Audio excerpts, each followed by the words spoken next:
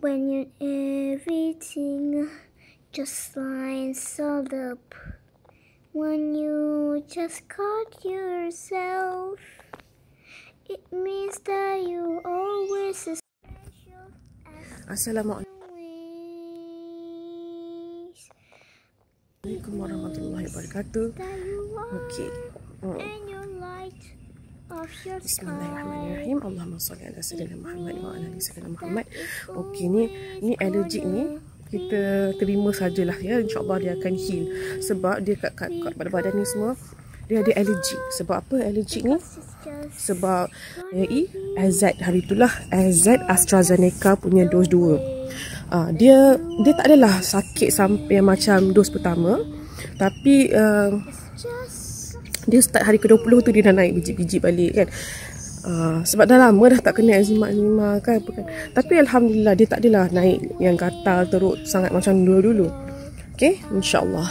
Dan okey, saya doakan siapa yang melihat video ni mendapat kesejahteraan, redha dan kasih sayang Allah Subhanahu Wa Taala.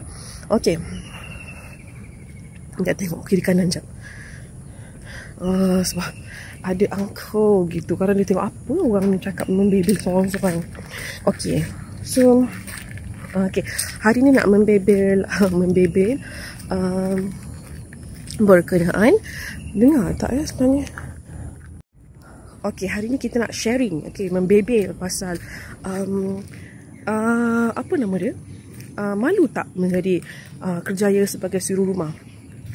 Okey, buat pengetahuan semua, suri rumah ni adalah orang Melayu panggil suri rumah. Tapi kalau orang Arab, dia orang panggil pengurus rumah tangga. Dan kalau orang kata orang barat panggil homemaker ataupun housewife, duduk rumah, isteri rumah. Okey. Kulu-kulu kat tempat yang sama. Sebab apa? Takut kadang mengganggu orang ketika pagi-pagi. Okey. Bismillahirrahmanirrahim. Allahumma salli ala sayyidina Muhammad wa ala ali sayyidina Muhammad.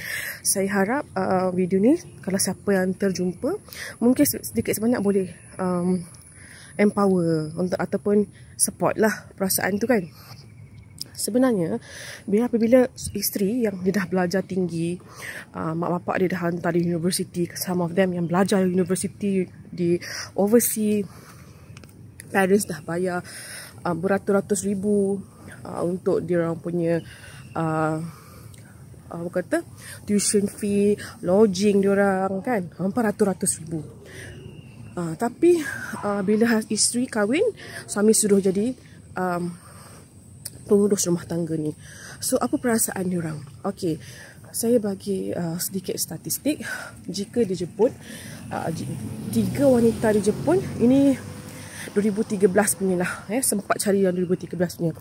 Tapi yang sekarang punya ni pun masih lagi berjalan juga seperti orang kata begitu jugalah dia punya cycle dia. Meaning 1/3 married woman dekat Jepun, 1/3 maknanya dia orang punya, kalau ada 3 orang wanita dah berkahwin, seorang tu mesti menjadi suri rumah. Dekat sana mereka tak malu untuk menjadi suri rumah. Benda tu macam kerjaya yang menyeronokkan. Sebab you duduk rumah, you bukan kita kata istilah duduk rumah, actually menguruskan rumah. Okey. Dan kalau kita melihat juga di belakang lelaki-lelaki yang berjaya ni, contoh kat Malaysia Tun M, yalah, Perdana Menteri kita lah, ex kita punya PM kita, Muhyiddin, Najib, Abdullah Badawi dan banyak lagi. So di sana mereka ni kalau kita dapati macam kebanyakan mereka ni, dia orang menjadi wanita di belakang mereka ni menjadi orang kuat suami. Macam Tun Siti Hasmah, dia tak ada pula, dia memang doktor tapi dia tidak bekerja sebagai doktor, dia menguruskan rumah tangga. Itulah maksud saya. Macam Wan Azizah pun sama juga, Dr. Wan Azizah, tapi duduk di rumah dan menguruskan rumah tangga. Dan kalau dilihat belakang kata Perdana Menteri di negara lain pun begitu juga. Isteri-isteri mereka berhenti kerja. Kalau ada yang buat bisnes, berhenti buat bisnes, fokus menjaga hal ehwal suami dan anak-anak. Okay, alright. Itu adalah poin dia. Okay, dan peniaga-peniaga besar ni kan, kalau kita tengok tycoon yang lain, isteri-isteri mereka ni memang diberi allowance oleh husband dan dia orang menguruskan rumah tangga. Jadi tidak ada rasa rendah diri di situ. Irregardless lah berapa punya yang suami you sanggup nak bayar upah you menguruskan rumah tangga, tapi tugas sebenarnya seorang isteri tu pahala gudang pahala yang di rumah. Okay, begitulah ceritanya. Jadi bila kita menjadi ibu ni, kita punya di sisi Allah, ibu ni mulia. Dan Rasulullah juga ada meninggalkan hadis, ya, saya tak ingat yang mana, tapi hadis sahih yang bila ditanya mana lebih afdal antara kita nak buat baik dengan ayah ataupun ibu, Rasulullah menjawab ibumu. Ditanya lagi, dia jawab ibumu. Ditanya lagi kali ketiga, dia jawab ibumu. Jadinya pada sisi Islam itu sendiri, dia mengangkat martabat wanita tu. Walaupun ibu tu bekerja atau tidak, that is the best sebenarnya. Jadinya di sini ada teori mengatakan macam di luar negara, diorang dah ada macam orang kata hak persamaan antara lelaki dan wanita. Maknanya suami sama level dengan wanita. Hari ni isteri bekerja, hari ni isteri menjawat jawatan standing lelaki. Tak apa, janji dia menguruskan keuangan dia baik untuk keluarga, maknanya dia membantu ekonomi suami, dan juga at the same time dia dapat menggunakan duit itu untuk menjana ekonomi keluarga dia lebih mantap lah. Maknanya boleh hantar anak sekolah yang bagus ke apa ke. Itu jika itu terpulang lah kalau suami dia mungkin gajinya sama dengan isteri, kan. Okay, so okay, ada orang, so kita patah balik. So yeah, okay, alright. Okay, lepas daripada itu pula cerita. So kita kaum wanita tak perlu rasa iri hati pun. Orang tu bekerja, aku duduk rumah. Sebenarnya macam mana nak cakap, tak terbayar nilai seorang ibu yang bersama dengan anak-anak di rumah. Tak ternilai. Sebab anak-anak kita membesar dengan cepat. Walaupun di rumah anak-anak kadang-kadang tu main game, mak pula tengok TV, tu masak, tapi at least present, kehadiran ibu tu sangat bermakna buat anak-anak. Kan? Dan lah aku cakap dah macam apa dah kan. Yes, sangat bermakna. Anak-anak tu kalau kita kata mak nak pergi office, dia cakap, oh tak payah mak pergi office, mak nak pergi, kita nak pergi meeting, online meeting pun dia orang dah sedih je kan. Jadinya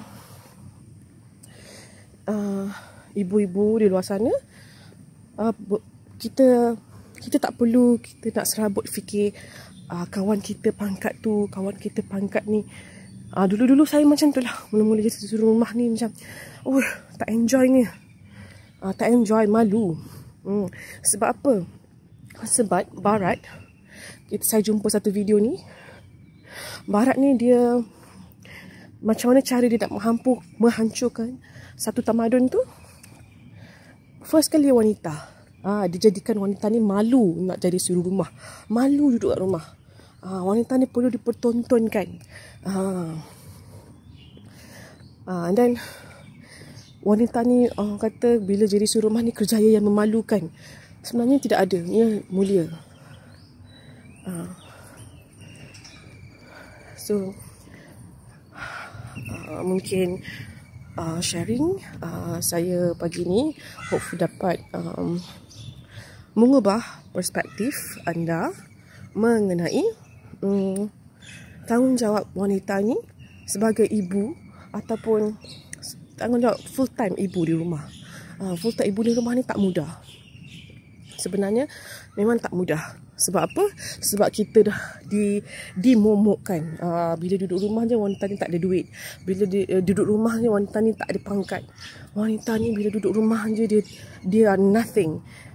So tak, sebenarnya kita kena tahu tanggungjawab kita. Kita nak didik generasi. Kita nak didik ibu. Kita nak didik, sebab ibu ni dia yang melahirkan. So bila orang kata bangsa-bangsa asing ni cakap, okay, bila jadi ibu ni you kena macam ni, you kena macam tu, jadi ibu ni you kena kerja. Sebab kalau di barat, bila kita buat research, ibu-ibu dia bila jadi isteri rumah dia sangat senang hati. Tapi dia di Malaysia ni dia ditekan ni, you all duduk rumah je, tak buat kerja ke, tak buat MLM ke, tak buat online business ke. Diorang akan tanya macam tu. Sedangkan ibu-ibu ni, diorang ni bila dia ada kerja, tugasan dia orang akan macam perempuan ni, dia multitasking.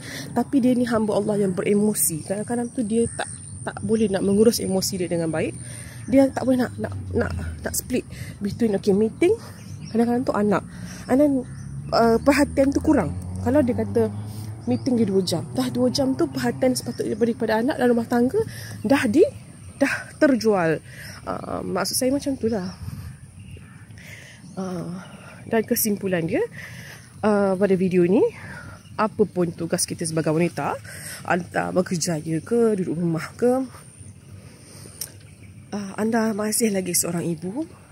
Terdidiknya seorang wanita ni, terdidiknya sebuah tamadun. Sebenarnya kalau terdidik dia seorang wanita, terdidiknya sebuah tamadun.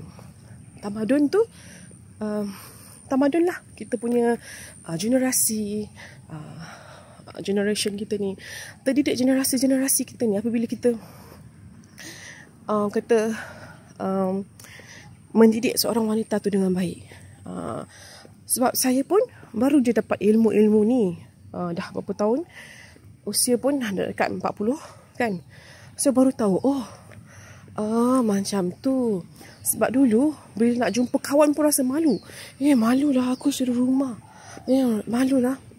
There's nothing. Macam sebenarnya saya cakap, kita ni bila duduk rumah, salah satu kelebihan kita dapat beruzlah. Maknanya kita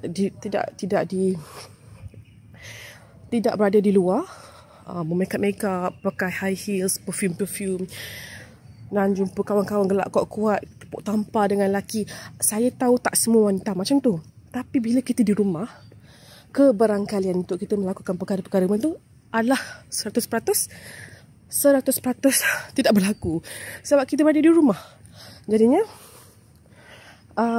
peranan seorang husband sangat juga tinggi, kerana dia kena bagi sokongan moral. Kena bagi tahu isteri, sebenarnya duduk rumah ni you menjalankan amanah. Sebenarnya kita ni tak dilahirkan sia-sia. Penat kita menjaga rumah tangga kita ni amat disukai Allah. Allah suka kepenatan kita tu. Bekerja pun penat, tapi kita telah sacrifice. Maknanya kita bukan mangsa. Kita berkorban untuk melahirkan generasi yang lebih baik, insyaAllah. Alright, sampai di sini saja. Assalamualaikum warahmatullahi wabarakatuh.